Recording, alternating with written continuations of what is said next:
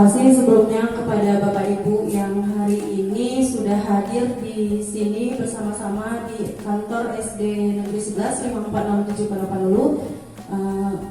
Di sini saya akan melakukan diseminasi atau menyebarkan pemahaman penerapan pengalaman budaya positif, di mana ini adalah tugas saya, tugas di modul 1.4. Ini adalah tugas aksi nyata saya. Baik Bapak Ibu, sebelum saya mulai, di sini ada kata budaya positif. Saya mau bertanya nih sama Bapak Ibu, kira-kira kalau mendengar kata budaya positif, apa kira-kira yang ada di benak Bapak Ibu? Kebiasaan yang baik. Bentar Bu Evi. Ya, menurut saya jika saya mendengar kata budaya positif yang ada di pikiran saya pertama kali adalah adanya kebiasaan yang baik yang perlu diteruskan oleh anak didik kita. Terima kasih kepada Bu Evi. Benar sekali ya, budaya positif itu adalah kebiasaan positif, karena budaya itu adalah kebiasaan dan positif itu adalah hal yang baik. Baiklah. Nah, di sini ini adalah pemaparan saya nanti, yaitu adalah konsep inti budaya positif. Ada beberapa, diantaranya adalah perubahan paradigma belajar, disiplin positif, nilai-nilai kebajikan, kebutuhan dasar manusia, motivasi perilaku manusia, posisi kontrol guru, keyakinan kelas, dan studi dari institusi. Nah, kesemuanya ini nanti akan saya paparkan satu persatu. Siap Bapak Ibu? Semangat Bapak Ibu? Semangat! Terima kasih. Baik, kita lanjut ya. Nah, yang pertama di sini ada pembelajaran dengan paradigma baru. Bapak Ibu pernah mendengar istilah pembelajaran berdiferensiasi? Siapa di sini yang sudah pernah mendengar pembelajaran berdiferensiasi? Ada? Baik. Sebenarnya di kurikulum Merdeka itu metode pembelajaran yang disarankan itu adalah menggunakan metode pembelajaran berdiferensiasi ya. Apa itu pembelajaran dengan paradigma baru?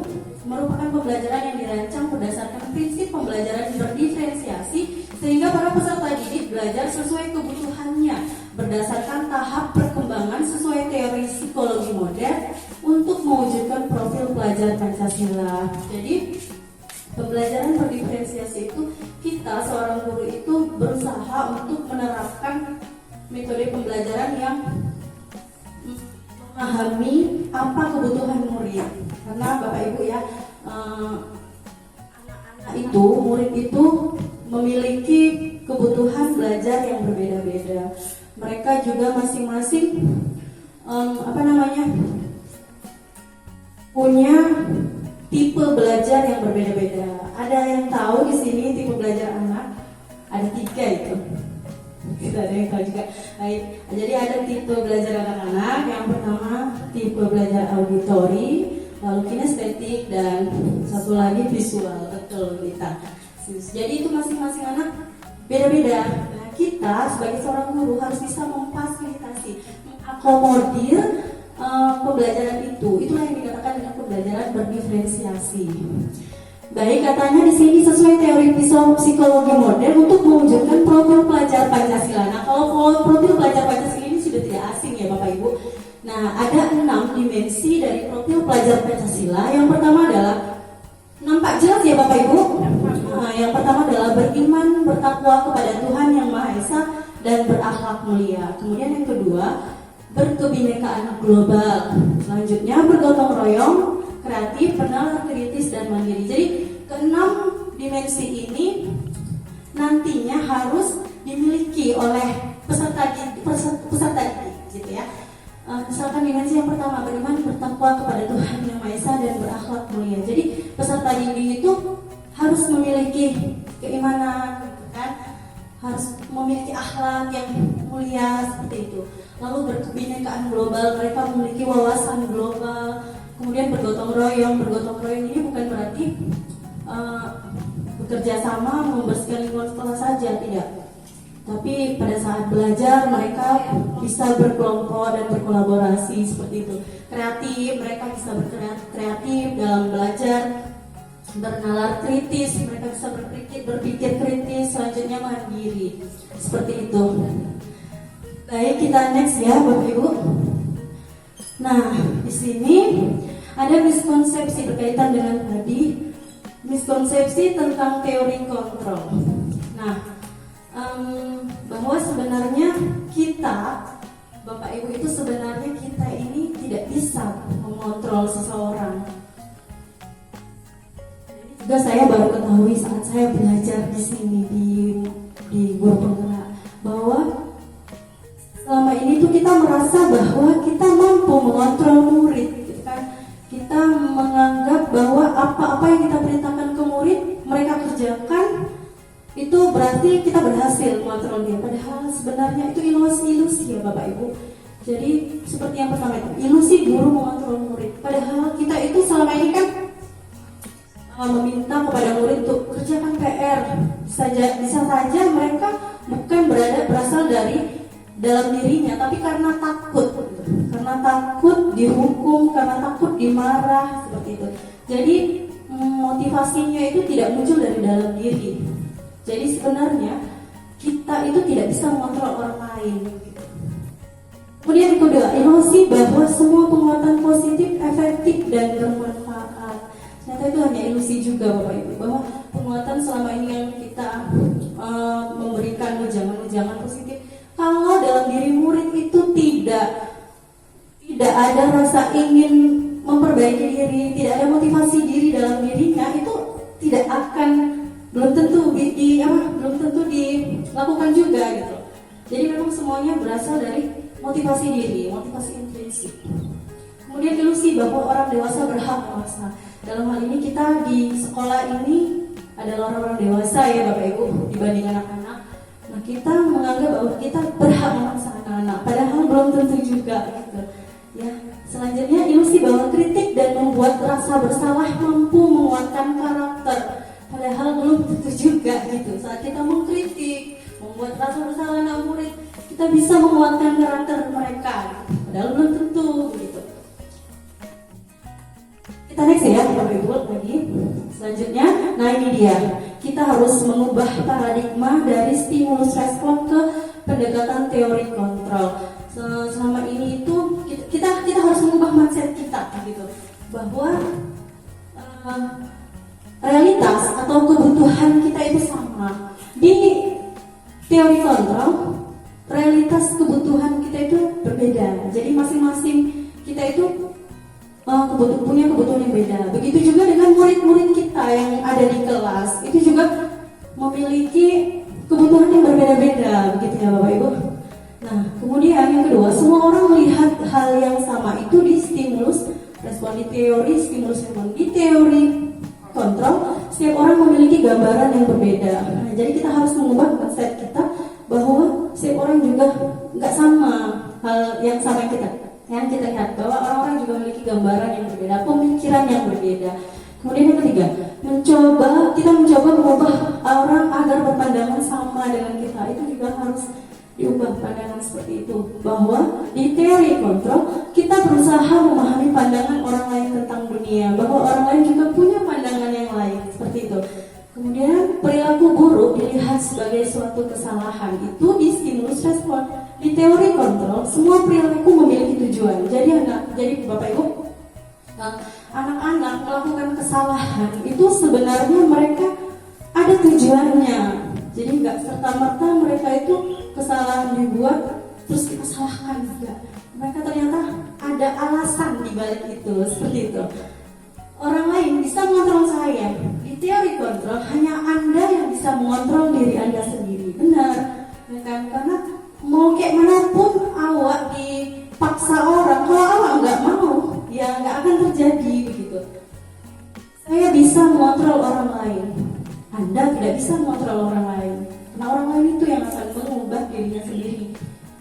Dan pemaksaan ada pada saat bujukan gagal. Jadi misalkan kita gagal nih bujuk si anak untuk berlaku baik, itu kan kita paksa.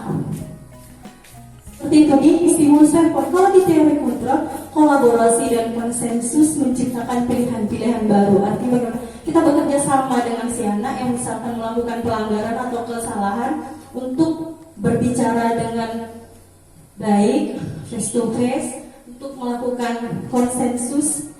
Konsensus itu semacam kesepakatan seperti itu ya, kesepakatan untuk menciptakan pilihan-pilihan baru. Terakhir, model berpikir menang kalah. Kalau di stimulus respon, teori stimulus respon itu model berpikirnya menang dan kalah. Jadi apabila kamu melakukan kesalahan, saya menasihati kamu, sayalah yang menang, kamu yang kalah. Nah, kalau di teori kontrol, saat dia melakukan kesalahan, kemudian kita sama-sama nih memperbaiki kesalahan yang saya mau memberi nasihat, kita lah ini guru dan saya yang melakukan kesalahan tadi. Itu model berpikir kita menang-menang ya, win-win solution. Jadi saya menang, kamu juga menang. Jadi gitu.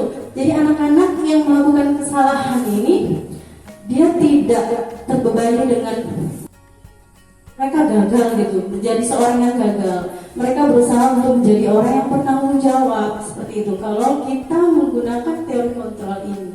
Baik, kita next. Nah, di sini ada disiplin positif. Jelas ya Bapak Ibu. Pembahasan disiplin positif itu apa sih disiplin positif? Nah, disiplin itu berasal dari kata disiplina yang artinya adalah belajar. Disiplin mengacu pada disiplin diri yang memiliki tanggung jawab terhadap apa yang dilakukannya berdasarkan nilai-nilai yang diyakini. Jadi pada mulanya disiplin ini, kata disiplin ini bukan karena dari dalam diri. Pengacuannya itu pada disiplin diri. Jadi bukan kayak peraturan seperti itu, enggak. Dari situ ya asal mula kata disiplin. Lalu disiplin positif apa? Nah, disiplin positif merupakan salah satu cara penerapan disiplin yang bertujuan untuk menumbuhkan kesadaran serta memberdayakan peserta didik tanpa imbalan penghargaan atau reward, ancaman atau hukuman. Nah, seperti itu. Jadi yang selama ini kita itu misalkan anak murid itu melakukan kesalahan kita hukum, sementara ketika misalkan dia mendapatkan prestasi atau sebuah kayak semacam keberhasilan gitu kita beri hadiah, ternyata itu salah Bapak Ibu. Jadi tidak ada di situ budaya disiplin positifnya, karena anak-anak nanti akan melakukan nanti akan kita bahas lagi ini mengenai ini, bahwa anak-anak nanti kalau misalkan diberi penghargaan atau reward itu motivasinya jadi berbeda gitu ya. Kemudian kalau dikasih hukuman atau jangan-jangan gara-gara dikasih hukuman makanya kemudian terus dilakukan hal-hal yang hal-hal yang harus dilakukan. Dia karena takut ancaman atau hukuman dan dia kepengennya dapat hadiah. Jadi sebenarnya itu tidak gitu. Nah, sebagai pendidik, tujuan kita adalah menciptakan peserta didik yang memiliki disiplin diri sehingga mereka berperilaku mengacu kepada nilai-nilai kebajikan universal dan memiliki motivasi intrinsik dalam perubahan perilaku ke arah yang lebih baik. Jadi kita sebagai seorang pendidik menciptakan seorang murid itu agar memiliki disiplin diri, gak lagi berkaitan, gak lagi berpengaruh pada penghargaan atau ancaman gitu. Jadi mereka memang betul-betul menumbuhkan motivasi diri mereka. Mau mengerjakan PR memang ada dalam dirinya memiliki nilai bahwa aku harus mengerjakan PR karena aku memang mau belajar gitu, bukan karena aku ngerjain PR besok nanti aku kena marah, aku besok dihukum lagi, aku besok dimaluin lagi, dibikin malu lagi di depan kelas, enggak gitu. Jadi sebagai seorang pendidik kita memang harus menumbuhkan motivasi diri, motivasi intrinsik dari dalam diri anak agar terjadi perubahan perilaku ke arah yang lebih baik. Seperti itu ya Bapak Ibu, masih semangat? Semangat. Baik, kita next. Nah, ini berkaitan dengan disiplin positif tadi ada nilai-nilai kebajikan. Nah, nilai kebajikan itu adalah nilai yang disepakati bersama terlepas dari suku, bangsa, agama, bahasa maupun latar belakangnya. Nilai-nilai kebajikan itu banyak ya Bapak Ibu. Nah, ini adalah beberapa contoh yang saya ambil. Yang pertama itu nggak kelihatan. Profil pelajar Pancasila. Ada yang tadi di awal sudah saya jelaskan juga, ada beriman dan bertakwa kepada Tuhan yang Maha Esa dan beragama mulia. berkebinekaan global, gotong royong, mandiri, kreatif, dan bernalar kritis. Kemudian di organisasi IBO Primary Years Program itu ada toleransi, rasa hormat, integritas, mandiri. Nah ini kesemuanya, ya contoh-contoh nilai kebajikan ini nanti akan kita manfaatkan di pembahasan kalau kita nanti mau membuat keyakinan kelas. Jadi ini perlu diketahui oleh kita sebagai pendidik dan juga nanti disampaikan kepada anak-anak bahwa nilai-nilai kebajikan itu sebenarnya banyak dan itu perlu dimiliki oleh kita agar kita itu tadi kalian balik tadi agar kita memiliki motivasi intrinsik dalam diri. Seperti itu ya Bapak Ibu. Selanjutnya, nah ini kebutuhan dasar manusia. Kebutuhan dasar manusia itu adalah segala sesuatu yang kita lakukan untuk mendapatkan apa yang kita inginkan. Seluruh tindakan yang kita lakukan memiliki tujuan tertentu dan semua usaha terbaik yang kita lakukan adalah dalam rangka agar kebutuhan dasar kita terpenuhi dengan baik. Jadi Bapak Ibu, bahwa sebenarnya kita itu punya kebutuhan dasar. Apabila satu saja kebutuhan dasar kita tidak terpenuhi, maka pasti kita akan ada masalah gitu dalam diri kita. Begitu juga dengan anak-anak didik kita. Mereka itu kalau kita ketahui misalkan melakukan kesalahan atau mengganggu teman atau misalkan ribut di kelas, barangkali dia ada satu atau beberapa hal yang belum terpenuhi dari kebutuhan dasarnya. Mari kita lihat apa aja sih kebutuhan dasar manusia. Nah, ada lima kebutuhan dasar manusia ya Bapak Ibu. Yang pertama adalah bertahan hidup, kemudian kasih sayang dan rasa diterima, penguasaan, kebebasan, dan kesenangan. Nah, ini kelima kebutuhan dasar manusia ini. Kalau kelima-limanya bisa kita penuhi di dalam diri kita memiliki itu semuanya, insya Allah hidup kita tenang, nyaman. Kita sendiri saja kalau lima-lima ini sudah kita ada di dalam diri kita saat ini, kita merasa tenang, nyaman. Begitu juga dengan para murid, gitu ya. Lalu kebutuhan dasar bertahan hidup itu contohnya seperti apa? Makanan, pakaian, tempat tinggal, keamanan, kesehatan, gitu. Jadi nanti kalau misalkan di kelas Bapak Ibu melihat bahwa ada murid yang lemes gitu, itu jangan langsung dijudge, kamu kenapa keweng? Tapi ditanya dulu kamu kenapa, dipastikan dulu dianya itu apakah masih kelaparan, apa tidak sarapan, gitu. Kemudian tempat tinggalnya, keamanannya, kesehatannya terganggu-kah, gitu. Jadi kalau misalkan salah satu di antara ini saja, peserta itu akan tidak nyaman berada di kelas, tidak bisa belajar dengan benar gitu. Kemudian kebutuhan yang kedua, kasih sayang dan rasa diterima. Contohnya seperti apa? Rasa diterima, dipedulikan, berbagi, kerjasama, menjadi bagian dalam kelompok. Nah, kita lah kembali ke masa sekolah dulu. Pasti kita pernah namanya anak-anak ya, kita pernah bermusuhan, teke-tekean gitu ya sama kawan. Itu rasanya pasti nggak tenang. Belajar juga pasti nggak suka. Kemudian mau pergi ke sekolah aja rasanya males gitu, karena kawannya cowok nggak punya kayak gitu. Jadi ini harus dipastikan di kita ya, di kelas kita itu bahwa anak-anak kita itu semuanya saling menyayangi gitu, saling bekerja sama. Misalkan dalam bikin kelompok nih, ada anak murid yang dikucilkan, aku nggak mau tuh sama dia. Contohnya di kelas saya itu ada itu yang satu murid yang dia tidak mau digabung, maksudnya orang-orang nggak mau bergabung sama dia. Itu makanya dia itu memiliki sikap dan sifat yang berbeda dari teman-teman yang lain karena itu dia dikucilkan gitu. Dan itu kita sebagai seorang guru harus bisa mengatasi itu. Kenapa dia dibedain gitu kan? Kita harus tahu apa alasannya anak-anak yang lain itu. Nah, seperti itu ya Bapak Ibu. Jadi kasih sayang dan rasa diterima itu harus dipenuhi oleh si murid tadi. Kemudian kepenguasaan. Itu contoh-contoh penguasaan, harga diri, keinginan untuk dianggap, memimpin, berprestasi, diakui, didengar. Jadi ada anak itu seneng, Bu aku aja Bu, kadang seperti itu kan Bu. Nah, makanya itu harus kita akomodir, kita silahkan Bu, aku aja Bu yang ini, Bu aku, itu berarti dia ingin menjadi pemimpin gitu. Kemudian beberapa contoh dari kebebasan, mandiri, memiliki pilihan, mencoba hal baru, mampu mengendalikan arah dirinya seperti itu.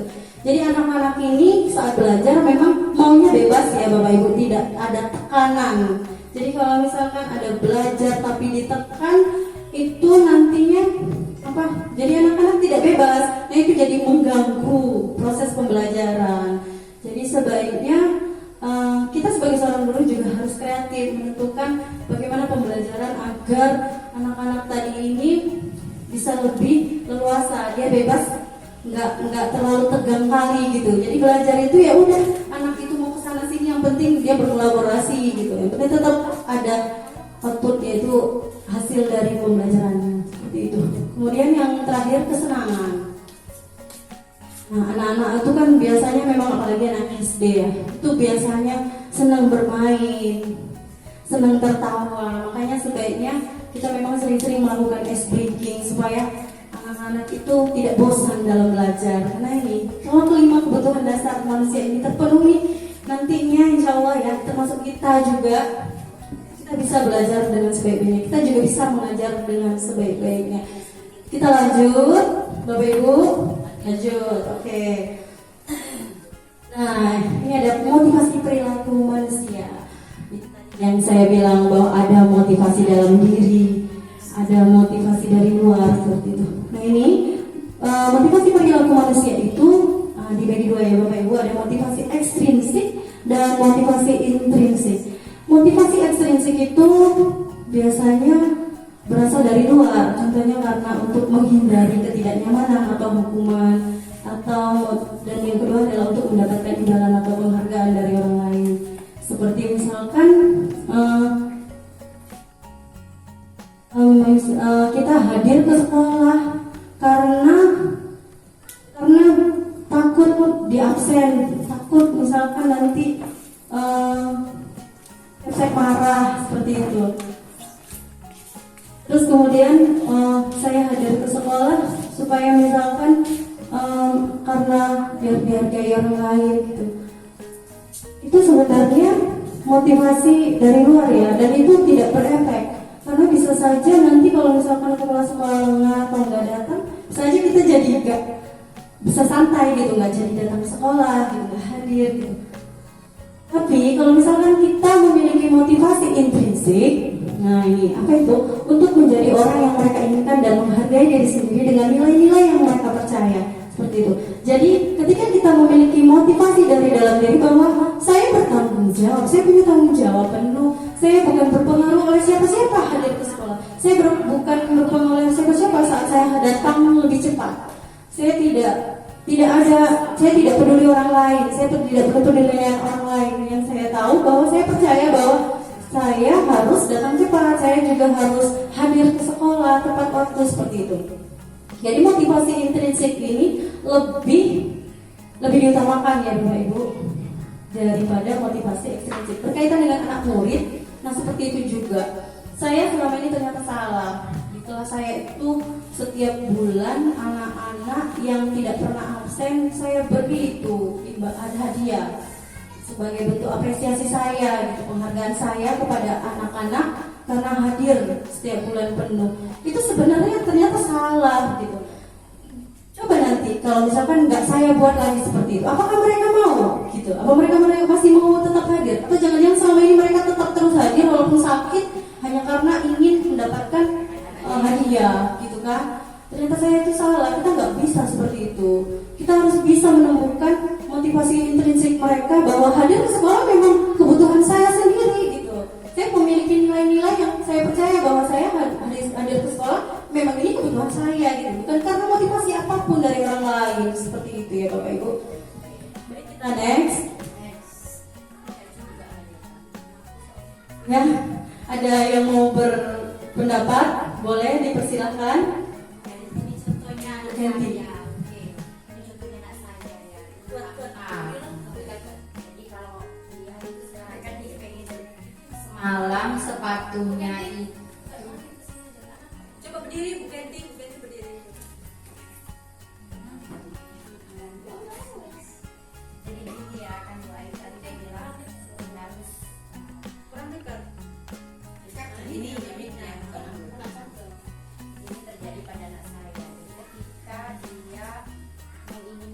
waktu saya itu biasanya kasih motivasi dan akhirnya memang terpenuhi jadi kebiasaan baik.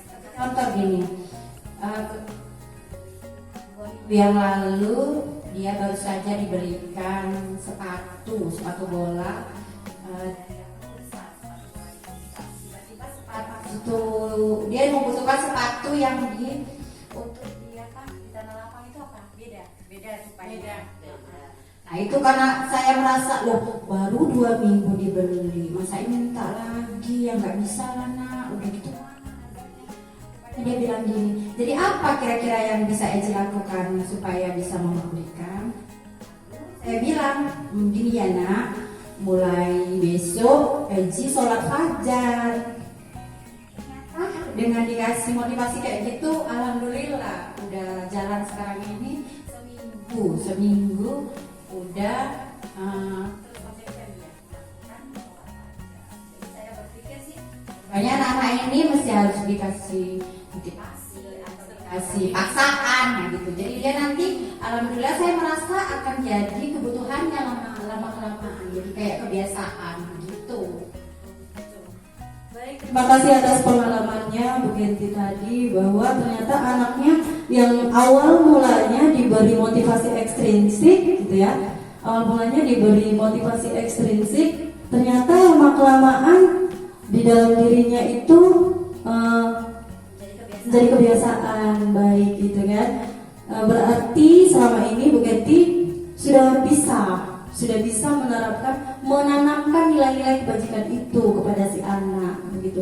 Mungkin memang ya diawali dengan motivasi ekstrinsik seperti itu, anak-anak akan memang kita harus bisa menciptakan, kita harus bisa berupaya untuk bagaimana anak-anak ini bisa memiliki motivasi dari dalam diri tanpa harus mendapatkan imbalan seperti itu. Berarti tadi Bu Genti sudah mampu memberikan nilai-nilai kebajikan seperti itu, dan anak itu sudah paham bahwa selanjutnya tanpa harus berimbalan ya Bu Genti ya, si Eci mau melakukan kebaikan-kebaikan seperti sholat fajar. Baik, kita lanjut. Nah, berkaitan dengan motivasi perilaku tadi, ada 3 istilah di sini. Ada hukuman, konsekuensi, dan restitusi. Kalau hukuman dan konsekuensi kita itu sudah nggak asing lagi sama kita ya Bapak Ibu. Nah, kalau yang terakhir ini restitusi, ini saya baru tahu saat saya belajar di guru penggerak ini.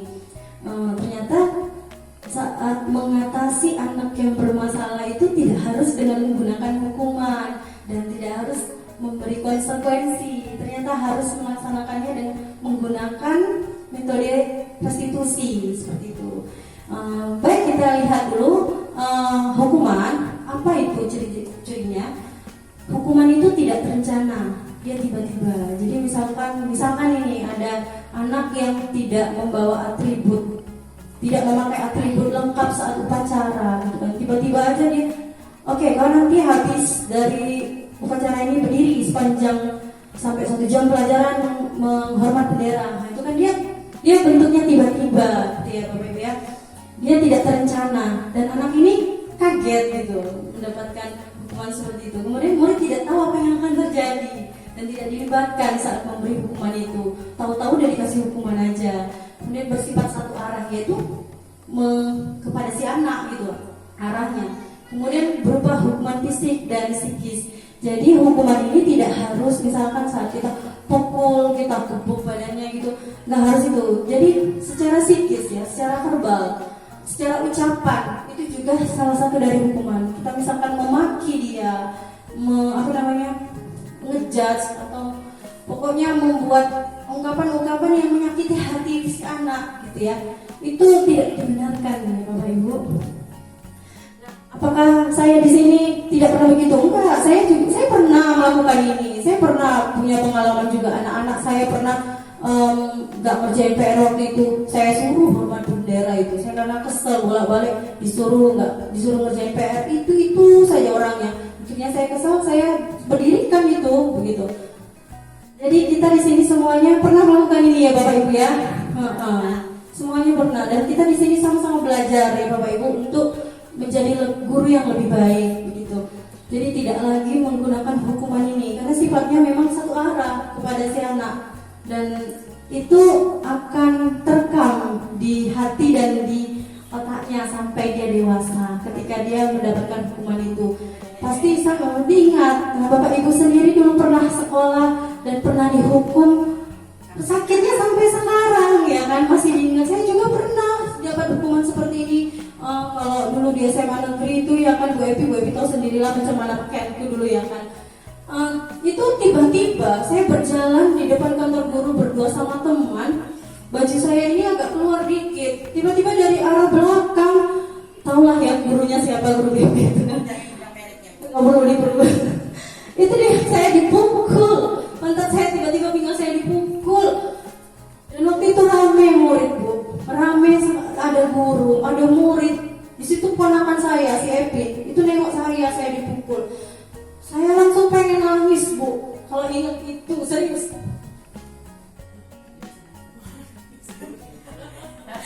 Pengalaman. Iya, itu Iya, itu dia Bu. Jadi apa namanya? Jadi pelajaran saat saya jadi guru, saya tidak mau begitu. Jangan sempat mengeluarkan kata kotor. Benar, ya kita Direkam itu selalu. direkam benar. Dan itu akan diingatnya sampai dia dewasa seperti itu ya. Kemudian konsekuensi. Konsekuensi terencana, disepakati. Murid tetap dibuat tidak nyaman. Kemudian sikap guru selalu memonitor murid. Ini contoh dari konsekuensi adalah tetap ada misalkan awas ya kalau nggak ngerjain PR besok, Bapak pasti akan dibawa. Itu konsekuensi ya Bapak Ibu. Nanti ada ancaman di situ dan anak tetap dibuat tidak nyaman ya. Dan itu juga kita hindari kalau bisa ya saat kita mengajar. Kalau jangan ada konsekuensi gitu. Kemudian yang baik jadi bagaimana gitu. Yang baik itu adalah ini restitusi. Apa itu restitusi? Proses menciptakan kondisi bagi murid untuk memperbaiki kesalahan. Proses kolaboratif yang mengajarkan murid untuk mencari solusi sendiri. Jadi kita saat mengatasi murid yang bermasalah itu gak langsung dihukum, gak langsung dikasih konsekuensi. Kita datang atau kita suruh dia datang menghadap kita, lalu kita lakukan apa istilahnya, diskusi dengan dia. Kita bertanya apa kesalahan dia, kita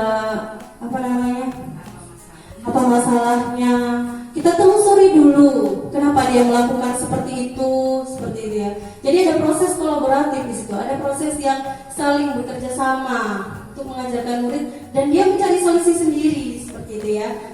Jadi nggak kita yang cari solusi tapi dia gitu. Kita ajak dia kerjasama. Jadi anak yang melakukan kesalahan tadi tidak mencap dirinya sebagai orang yang gagal, tapi sebagai orang yang bertanggung jawab seperti itu ya.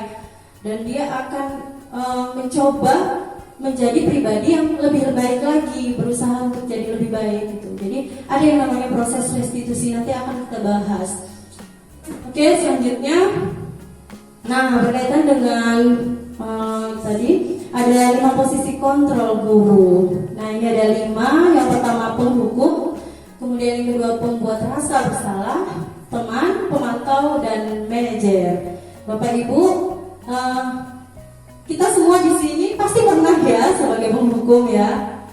Kemudian pembuat rasa bersalah, kau memang ya gara-gara kau ibu jadi tadi nanti dimarahin sama kepala sekolah. Nah, itu membuat rasa bersalah. Anak murid itu dibuat jadi merasa bersalah. Kemudian sebagai teman, kerjailah nak, kau kayak gitu aja kan gampang. Aku sering, saya sering sebagai teman. Kemudian sebagai pemantau, hanya memantau kesalahan murid itu kita pantau saja. Tapi yang lebih baik dari itu semuanya adalah sebagai manajer ya. Posisi kontrol ini semuanya pernah ya kita lakukan ya Bapak Ibu. Dan diantara itu semuanya sebaiknya idealnya seorang guru itu mengontrol murid harus dengan sebagai manajer. Nah ini contoh penerapan 5 posisi kontrol guru. Ini misalnya ada kasus siswa tidak memakai atribut lengkap saat upacara bendera. Kalau dia posisi kontrolnya adalah sebagai penghukum, dia akan mengatakan seperti hormat pada bendera selama 1 jam gitu, atau berdiri nanti di situ, atau pulang sana, ambil apamu, ambil lagi atributmu, pulang sana, jangan lagi. Nah, seperti itu penghukum ya Bapak Ibu. Kemudian kalau dia posisi kontrolnya sebagai pembuat rasa bersalah, seperti ini kalimatnya. Berapa kali sih ibu harus ngasih tahu kamu? Kamu selalu kecewain ibu lah. Bolak-balik dikasih tahu kok masih aja nggak. Itu membuat rasa bersalah ya. Jadi anak-anak itu jadi merasa bersalah seperti itu. Kemudian apabila posisi kontrolnya adalah sebagai teman, dia seperti ini. Ayo dong, ikuti aturan sekolah, tolong bantu ibu lah ya. Sekali ini aja. Ya udah nggak apa-apa lah ya, lain kali jangan sampai berbuat seperti ini. Jadi dia selalu seperti teman. Anak-anak yang salah itu ya udah gampang aja memaafkan gitu. Itu juga salah gitu ya Bapak Ibu. Ya bukan salah tapi belum tepat gitu. Kemudian sebagai pemantau seperti ini. Kamu sudah melanggar peraturan sekolah, kamu tahu konsekuensinya. Setelah upacara ini ambil sana. Oh iya, jangan diulangi lagi. Nah seperti itu pemantau ya. Kemudian ini adalah yang terakhir. Inilah idealnya tuh seperti ini. Sebagai manajer, kita itu sebagai manajer. Jadi, apakah kamu tahu kesalahanmu?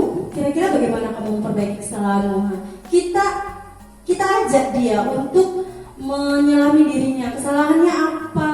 Kemudian bagaimana aku harus berbuat gitu. Jadi agar dia menyadari kesalahannya gitu. Dia tidak merasa dan bagaimana cara kita menyampaikan ke anak seperti ya. Jadi apa kamu tahu kesalahanmu nak gitu. Kira-kira gimana ya memperbaiki kesalahanmu? Harusnya gimana ya? Harusnya bagaimana ya? Besok-besok gimana ya? Jadi dia yang cari solusi. Seperti itu ya Bapak Ibu. Nah, ini ada pertanyaan untuk kita semuanya. Bapak Ibu tebak ini. Kira-kira posisi kontrol apakah aku? Ini kalimatnya seperti ini. Saya kecewa sekali dengan kamu. Itu apa kira-kira Bapak Ibu? Kan ada 5 tadi ya. Teman, apalagi pembuat rasa bersalah, penghukum, pemantau, satu lagi manajer. Nah, saya kecewa sekali dengan kamu. Itu apa? Pembuat rasa bersalah, teman. Yang lain ada? Kira-kira apa ini? Dia ada pembuat rasa bersalah, pemantau. Oke, kita cek ya Bapak Ibu. Pembuat rasa bersalah ya.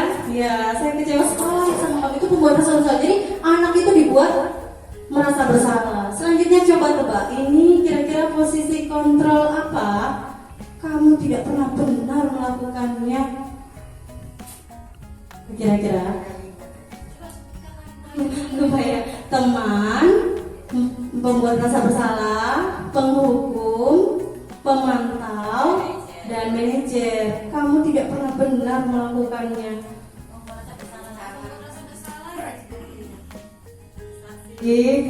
Coba kita cek ya. Penghukum. Jadi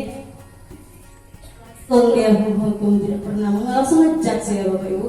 Selanjutnya ini coba apa rencanamu untuk menyelesaikan masalah ini? Nah ini apa rencanamu untuk menyelesaikan masalah ini?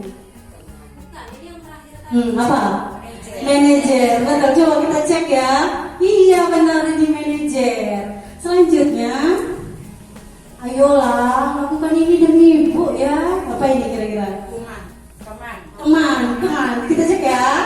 Iya betul, teman. Nah ini yang terakhir, kamu tidak pernah mendapat nilai jika tidak mengerjakan tugas. Apa ini? Satu lagi. Kamu tidak pernah mendapatkan nilai jika tidak mengerjakan tugas. Penghukum, pembuat rasa bersalah, teman, pemantau, dan manajer. Pemantau, mari kita cek. Iya betul, pemantau ya Bapak Ibu. Oke, selanjutnya adalah keyakinan kelas. Nah ini ada pertanyaan ini ya. Mengapa keyakinan kelas? Mengapa bukan peraturan kelas? Siapa yang mau berpendapat Bapak Ibu?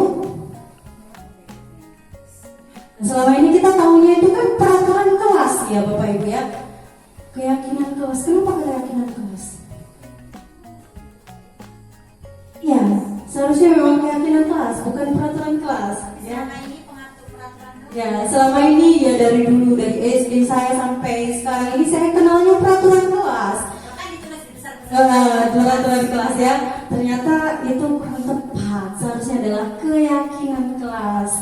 Jadi dia ada nilai-nilai yang harus diyakini oleh si penghuni kelas tadi agar terpatri di dalam dirinya ya nilai-nilai itu dan diaplikasikan gitu di kehidupan sehari-hari di dalam kelas gitu. Jadi bukan peraturan lebih ke kayak kalau misalkan melanggar dari ancaman gitu seperti itu. Jadi seperti kayak misalkan gini, kenapa keyakinan gitu kan? Kita memakai helm misalkan, kita memakai helm ini tujuannya apa ya? Bu Fitri kalau memakai helm tujuannya apa ya Bu Fitri? melindungi kepala Ya, jadi gitu. Jadi kalau misalkan ada orang yang memakai helm karena takut ditilang gitu kan, itu berarti masih kembali lagi tadi kepada motivasi dalam diri. Tapi kalau karena keselamatan, artinya kita yakini bahwa saat kita memakai helm nanti kalau misalkan terjadi apa-apa kita jatuh, kepala kita aman. Jadi seperti itu ya keyakinan itu ya. Dia seperti halnya kita yakin bahwa kita itu selama ini kita punya Tuhan. Kita yakin bahwa kita selama ini perbuatan kita selalu dipantau. Itu kita yakini dalam diri. Seperti itu ya, keyakinan, bukan peraturan. kalau di kelas yakin kita kelas kita gitu akan berubah. Maksudnya keyakinan kelas itu hampir mirip dengan peraturan kelas, hanya saja itu nilai-nilai yang ada itu diyakini, maka istilahnya adalah keyakinan kelas gitu Bu Dina. Baik, ini sebagai ini guru kelasnya ini. Nah, kita siap ya membuat atau membentuk keyakinan kelas. Ya, Bapak Ibu ya. Bagaimana cara membentuk keyakinan kelas? Nah, ini dia. Ini Bu, yang ada di lingkaran itu kertas post-it ya, tahu ya Bapak Ibu kertas seperti itu ya. Nah itu biasanya kalau kita mau membentuk keyakinan kelas, kita harus libatkan anak murid semua ya Bapak Ibu. Kita harus melibatkan anak murid semua untuk melaksanakan pembentukan keyakinan kelas ini. Gitu. Jadi kita selama ini kalau membuat peraturan kelas itu tanpa melibatkan ya bukan ya. Kita kalau membuat peraturan kelas kita sendiri yang bikin ya selama ini ya. Anak-anak tidak dilibatkan ya. Nah kalau keyakinan kelas ini harus melibatkan anak-anak. Anak-anak itu harus dimintai pendapat bagaimana kelas kita agar supaya kelas kita ini aman, nyaman bersama kita sama-sama. Bagaimana anak-anak diminta pendapat. Jadi kayak gitu caranya, itu salah satu caranya adalah dengan menyebarkan post-it tadi gitu ya. Lalu selanjutnya keyakinan kelas ini berupa pernyataan universal dan dibuat dalam pernyataan yang positif. Jadi tidak boleh pernyataan yang negatif, begitu ya. Tidak boleh ada kata jangan gitu. Jadi harus yang bersifat positif pernyataannya dan sedikit saja agar mudah diingat. Jadi misalkan menjaga kebersihan, saling menyayangi. Jadi anak-anak itu bisa ingat gitu. Kemudian sesuai dengan kondisi kelas dan sekolah sehingga mudah diterapkan. Kemudian semua warga sekelas terlibatkan saat membuat keyakinan kelas. Siap ya Bapak Ibu membuat keyakinan kelas? Ya. Oke. Next. Nah ini adalah yang terakhir. Ini adalah tahapan yang terakhir dari pembahasan kita tadi, yaitu segitiga restitusi. Apa itu segitiga restitusi? Yaitu suatu proses dialog yang dijalankan oleh guru agar dapat menghasilkan murid yang mandiri dan bertanggung jawab. Jadi itu tadi yang tadi pernah saya sampaikan, juga ada restitusi kan, ada hukuman, ada konsekuensi, ada restitusi. Nah ini cara untuk melakukan semacam bimbingan konseling ya ketika anak bermasalah dengan menggunakan segitiga restitusi ini. Segitiga restitusi ini memiliki 3 tahapan. Yang pertama, menstabilkan identitas. Lalu yang kedua, menanyakan keyakinan. Dan yang ketiga adalah validasi tindakan yang salah. Ya, ini tahapan 3 ini harus kita lakukan saat kita melakukan diskusi kepada si anak yang melakukan kesalahan tadi, yang melakukan pelanggaran tadi, seperti itu. Nah, di menstabilkan identitas ini berdasarkan prinsip membuat kesalahan adalah bagian dari proses pembelajaran. Jadi dia saat kita melakukan diskusi kepada si anak yang melakukan kesalahan tadi, kita mengajukan pertanyaan-pertanyaan. Nah, ini awal mulanya adalah menstabilkan identitas. Misalkan berbuat salah itu wajar. Apa manusia juga gak ada yang sempurna seperti itu. Ibu juga pernah melakukan hal itu, gitu kan? Ibu nggak mau mencari siapa yang salah, tapi di sini kita mau cari solusi. Nah, seperti itu kalimat-kalimatnya. Kemudian kamu berhak kok merasa begitu. Misalkan ada anak yang berantem, tiba-tiba yang satu tadi berantemnya itu gara-gara dia diejek sama orang tuanya misalkan. Kemudian akhirnya dia kena kesal, misalkan kan menumbuk kepalanya sehingga benjol gitu kan. Maka si anak yang menumbuk tadi itu kan kita datangkan, lalu kita tanya. Kita kasih tahu gitu, iya ibu juga kayak gitu kalau misalkan diejek sama orang tua gitu. Terus kemudian kamu berhak kok kayak gitu. Nah, jadi kita tidak menyalahkan dia seperti itu. Jadi berbuat salah itu manusiawi seperti itu. Kemudian selanjutnya divalidasi tindakan yang salah itu berdasarkan prinsip setiap perilaku berupaya memenuhi suatu kebutuhan tertentu. Iya, kamu pasti punya alasan kenapa kamu melakukan hal itu. Padahal kamu pasti bisa melakukan hal yang lebih buruk lagi, gitu-gitu. Kamu patut bangga karena telah melindungi sesuatu yang penting buatmu seperti itu. Kayak misalkan kehormatannya ya, misalnya tadi kesalahannya adalah dia cek sama orang tuanya, dia nggak terima. Ya itu kan kehormatan dia ya kan. Dia melindungi dirinya. Kita harus sampaikan hal-hal itu, gitu. Selanjutnya di tahapan yang terakhir adalah menanyakan keyakinan. Ini berdasarkan prinsip teori kontrol bahwa pada dasarnya kita akan melihat situasi secara intrinsik. Apa keyakinan kelas kita coba gitu. Nilai-nilai apa yang telah disepakati, apa yang sudah kamu langgar gitu. Nilai-nilai keyakinan apa yang sudah kamu langgar. Seperti apa gambaran sebuah kelas yang ideal menurutmu. Jadi kita anak itu diajak untuk untuk berpikir dan mencari tahu solusinya atau mencari tahu iya ya ternyata aku gini ya gitu. Kamu sebenarnya mau jadi kayak apa gitu. Seperti itu pertanyaan-pertanyaan di menanyakan keyakinan ya. Nah, saya selama ini tuh saya belum pernah ya menerapkan seperti ini karena saya tahunya memang saat belajar ini. Jadi saya mencoba untuk menerapkannya dengan membuat contoh. Misalkan saya membuat ini, saya nggak jelas ya Bapak Ibu ya. Ini saya mencoba menerapkan segitiga restitusi. Misalkan anak yang tidak mengerjakan PR, ini adalah Manda ya. Jelas videonya, coba nggak apa-apa. Ibu gurunya nggak nampak. Ini saya itu nggak ada suaranya pula ya, harusnya ada.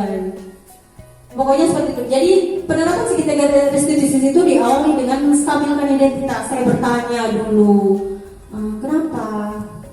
Kau memang nggak apa-apa gitu kan? Nggak apa-apa melakukan kesalahan itu memang manusiawi. Ya udah nggak apa-apa gitu. Kemudian yang kedua tadi validasi tindakan yang salah. Keyakinan apa yang kau langgar sudah? Rupanya menurutmu nggak mengerjakan PR itu benar gitu. Kayak ditanya-tanya seperti itu. Kemudian yang tiga menanyakan keyakinan apa yang sudah dilanggar seperti itu. Lalu mencari solusi setelah itu. Solusinya apa? Solusi daripada kesalahan dia itu apa? Dia disuruh cari sendiri. Seperti itu ya Bapak Ibu. Nah, akhir dan penutup ya Bapak Ibu. Terima kasih sudah mendengarkan saya menjelaskan ini.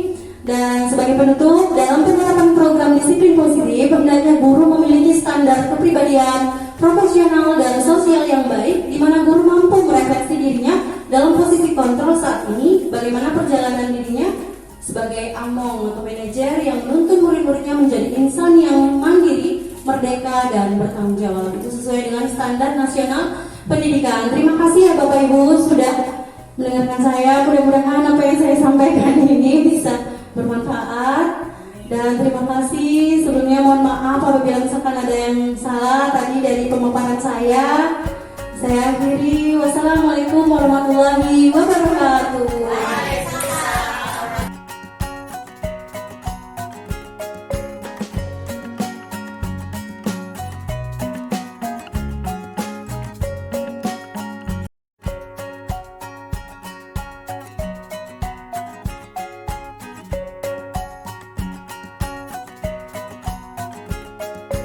Assalamualaikum warahmatullahi wabarakatuh.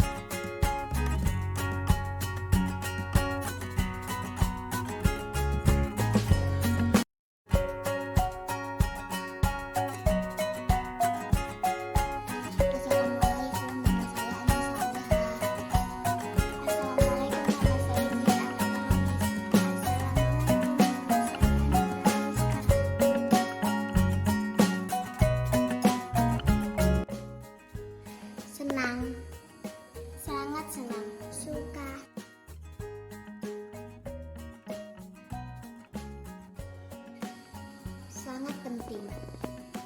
Iya, sangat penting. Penting.